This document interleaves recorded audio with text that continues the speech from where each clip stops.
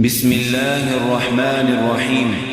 تبارك الذي بيده الملك وهو على كل شيء قدير، الذي خلق الموت والحياة ليبلوكم أيكم أحسن عملا وهو العزيز الغفور، الذي خلق 7 سماوات طباقا ما ترى في خلق الرحمن من تفاوت، فارجع البصر هل ترى من فطور، ثم ارجع البصر كرتين ينقلب إليك البصر خاسئا وهو حسير، ولقد زينا السماء الدنيا بمصابيح وجعلناها رجوما للشياطين وأعتدنا لهم عذاب السعير، وللذين كفروا بربهم عذاب جهنم وبئس المصير. إذا ألقوا فيها سمعوا لها شهيقا وهي تفور تكاد تميز من الغيظ، كلما ألقي فيها فوج سألهم خزنتها لم يأتكم نذير، قالوا بلى قد جاءنا نذير فكذبنا وقلنا ما نزل الله من شيء إن أنتم إلا في ضلال كبير، وقالوا لو كنا نسمع أو نعقل ما كنا في أصحاب السعير، فاعترفوا بذنبهم فسحقا لأصحاب السعير. إن الذين يخشون ربهم بالغيب لهم مغفرة وأجر كبير، وأسروا قولكم أو اجهروا به إنه عليم بذات الصدور، ألا يعلم من خلق وهو اللطيف الخبير.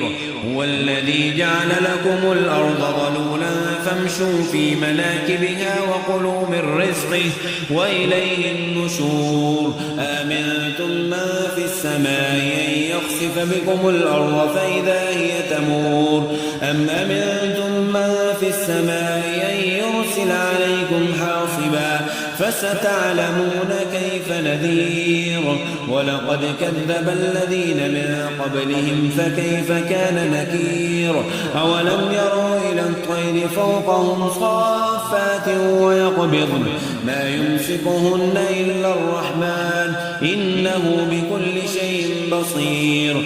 أمن هذا الذي هو جند لكم ينصركم من دون الرحمن إن الكافرون إلا في غرور. أمن هذا الذي يرزقكم من أمسك رزقه بل لجوا في عتم ونفور. أفمن يمشي مقبا على وجهه يهدى أم من يمشي سويا على صراط مستقيم. قل هو الذي ينشاكم وجعل لكم السمع والأبصار والأفئدة قليلا ما تشكرون. قل هو الذي ذرأكم في الأرض وإليه تحشرون. ويقولون متى هذا الوعد إن كنتم صادقين. قل إنما العلم عند الله وإنما أنا نذير مبين. فلما رأوا زلفة سيئت وجوه الذين كفروا وقيل هذا الذي كنتم به تدعون.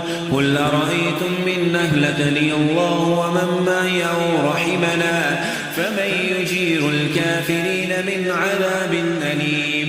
قل هو الرحمن وآمنا به وعليه توكلنا فستعلمون من هو في ضلال مبين. قل أرأيتم من أصبح ماؤكم غورا فمن يأتيكم